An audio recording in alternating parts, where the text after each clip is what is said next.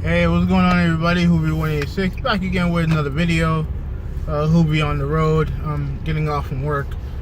I wanted to discuss this because this has been a hot button issue within the gaming community, and I decided to talk about it, even though I don't want to say necessarily that I care, but I don't care to get involved in all the Twitter battles that I've seen over this. So I decided, let me make this video now.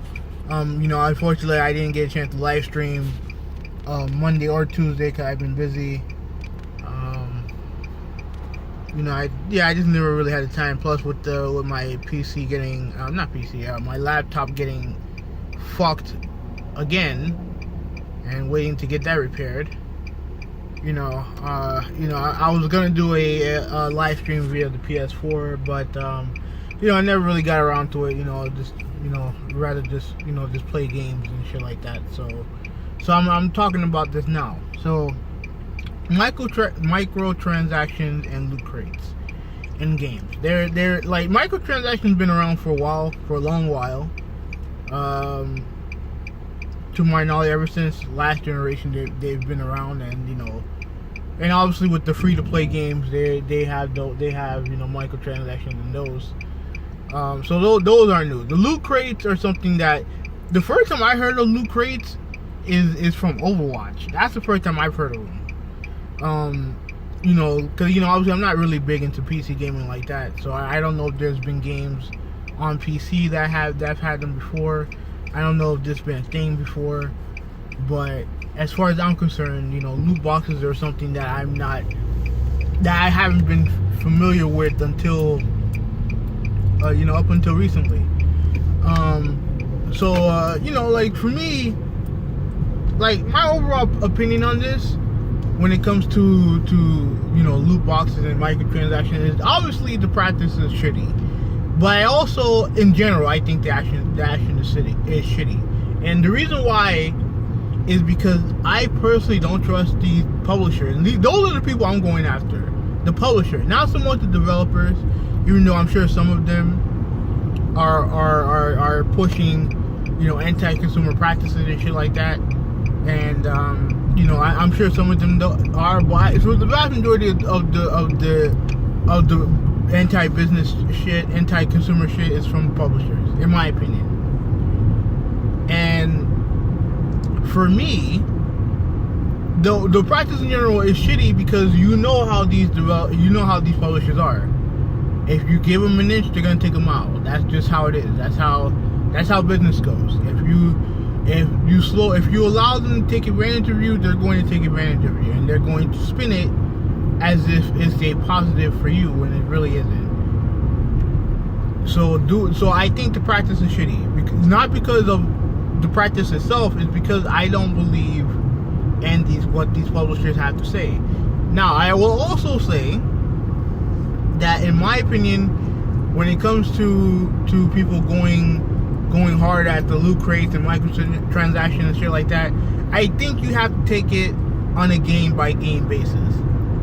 Now, let's take a game that I own, for example, Forza 7, right? I've been playing it. I bought it a week ago. I bought it a week ago. I fired it up. I haven't played it in a few days. I gotta get back to it. But I really like the game a lot.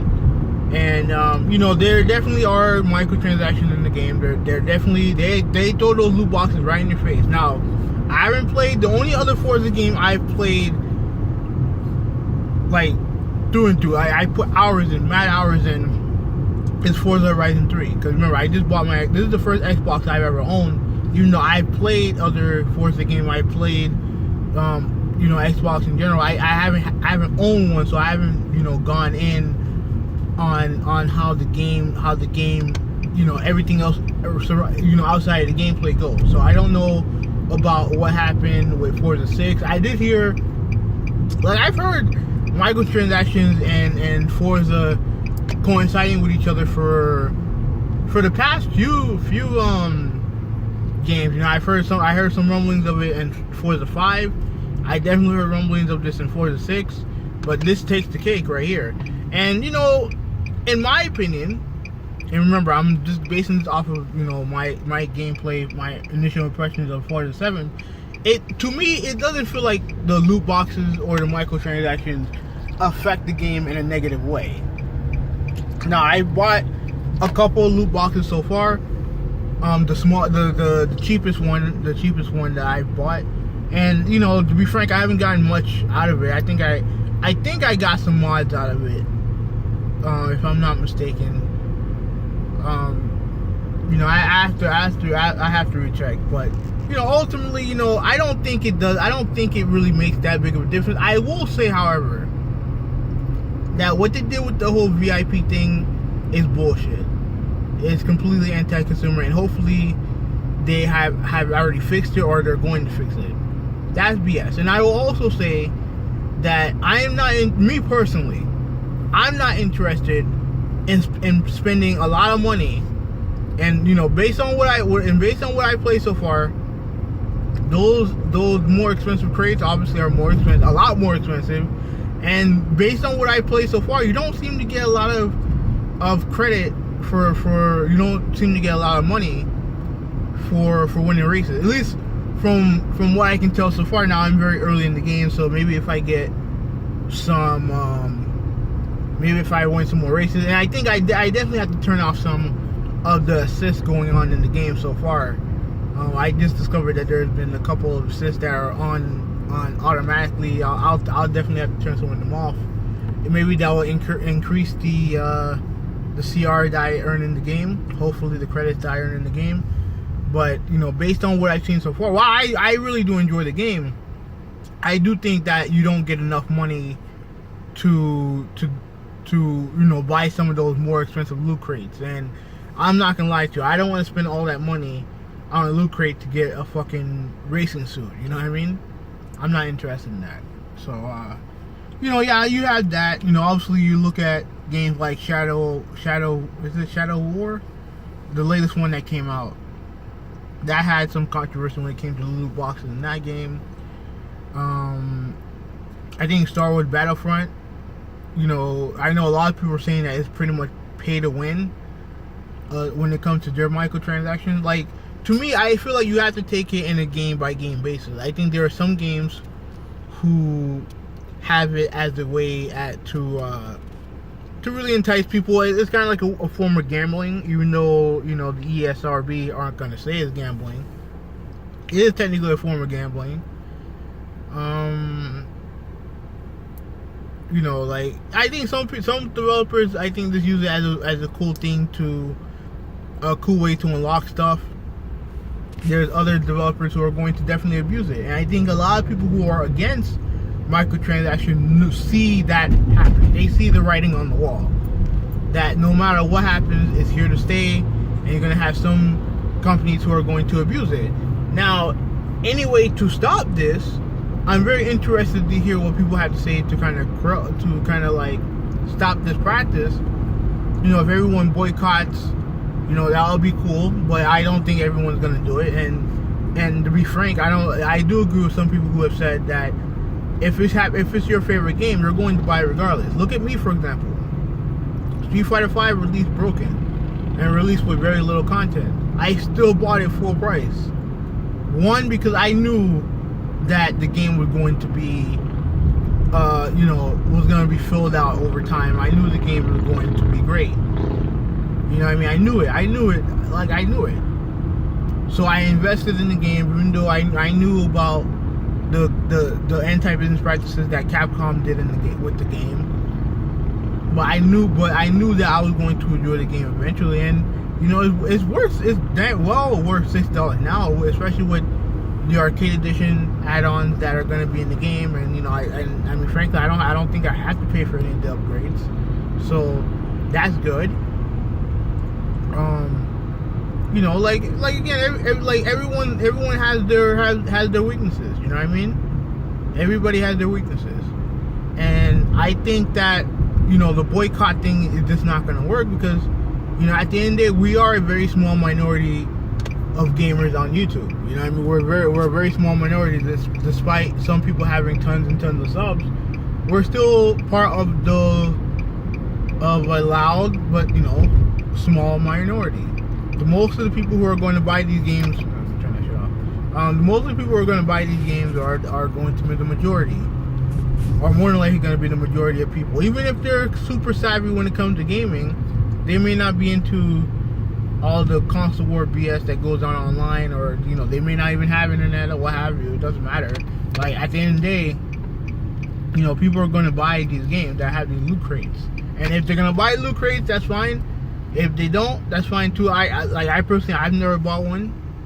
I also had the Forza ones, but also some of the other ones, like in Grand Theft Auto, I haven't bought none of the shark cards. With what's the Uncharted 4, everything that I've bought off of the multiplayer store, when it comes to weapons or skins and stuff like that, I bought with the relics. I didn't spend any real money on that. I spent relics on that. Which is all the currency that's the currency in the Uncharted game, Uncharted 4 multiplayer. And I haven't spent a single physical dime on any of those gameplay stuff, skins and guns and otherwise. I haven't spent a single dime. So to me, I feel like it depends on the gamer and it depends on the game. Now, the thing that I think will stop all of this, because remember, online passes was a thing until it wasn't. You know what I mean? And to me, what I think is going to stop this is if or when games go fully digital. Because obviously, I think we all know that these games cost a lot of money to make. And the one thing that I think a lot of people don't take into account is that the price of these games have stayed at $60 for the second generation now. Like, back in my day, you know what I mean, during the PS2 era, games were $50, and it was a bit jarring for people when the price spike reached $60. It was a little bit jarring for me. But if the games cost more money to make, I do expect the game to be more. I expected the game to be more expensive. I'm surprised. I mean, to be frank, I'm actually kind of surprised that retail games are still $60. You know what I mean? Especially with some of the stuff that some of these games provide. I'm a little bit shocked that the games are $70. But when it comes to digital, if we do get into the whole digital age of gaming and shit like that, developers can set up whatever price they want, as long as they're not being stranglehold by Sony and Microsoft and Nintendo, for that matter, regarding a price, a universal price. If you have an all digital platform, the developers and publishers can set their own prices. And if some games are probably going to be cheaper than $60, there's going to be some games that are going to be more expensive. But are you willing to spend more money to get the content that you want? That's a very important question that I wanted to ask all of you. Are you willing to pay more money upfront for the content that you feel is justified, that would justify your purchase, right? Like, would you spend, let's say Shadow War, would you spend $70, $75 to play that game if you didn't have to deal with loot boxes or any of the other stuff? Would you spend that money? Me personally, I have no fucking interest in Shadow War, so it doesn't matter to me. But a game like, let's say Forza 7, right? If I can get a full-fledged Forza 7 game where no microtransactions, none of that other stuff, right? This basic game, traditional way, race, earn shit, earn money, buy shit, all that stuff, right? Would I spend more money for it? And the answer is probably yes. You know what I mean? Like, I would spend more money. You know what I mean? Like, I definitely, I think, would spend more money. Main reason why is because, I'm a gamer. I love I love gaming, and like I do make good money now, so I can afford it. Now, if I'm a kid, oh man, that would suck. You asked me, like, back in the day, I had a hard time asking my parents to buy me a game that cost $20. You know what I mean?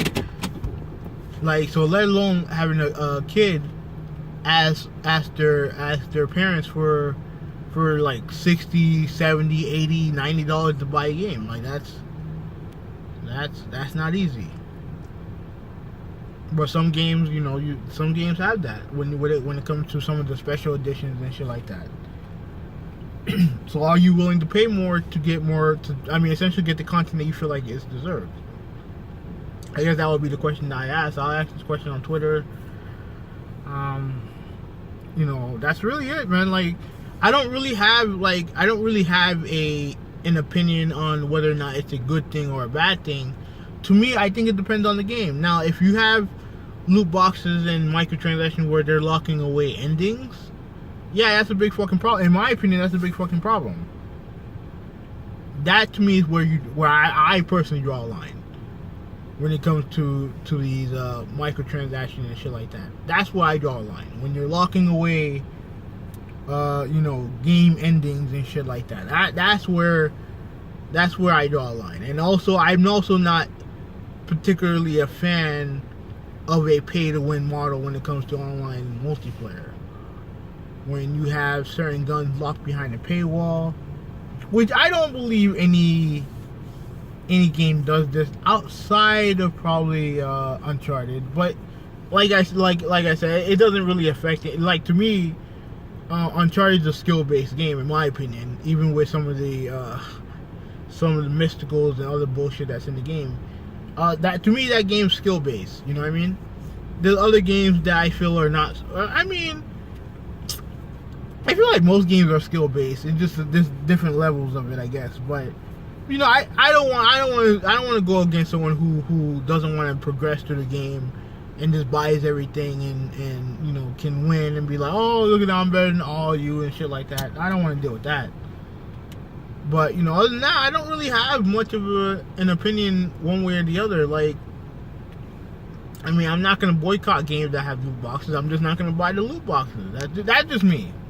That's just me. I'm not taking sides or anything. I'm not gonna be like, oh, you shouldn't buy this, you shouldn't buy that. No, I don't watch over people's money. Like, the only money I can watch over is my own.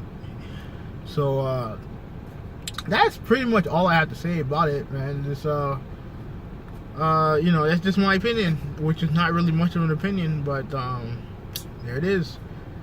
Oh god.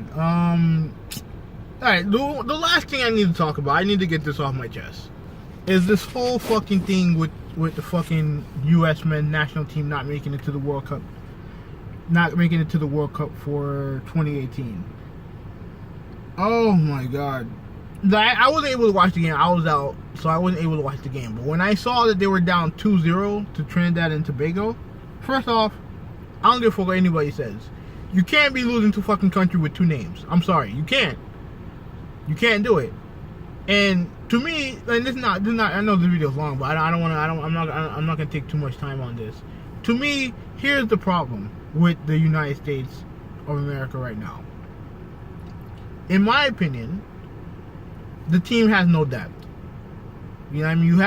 You have a pretty much a circulation of the same guys who are there. You have this dude who's gonna be a superstar in soccer, in American soccer, and Christian Pulisic, who's going to miss his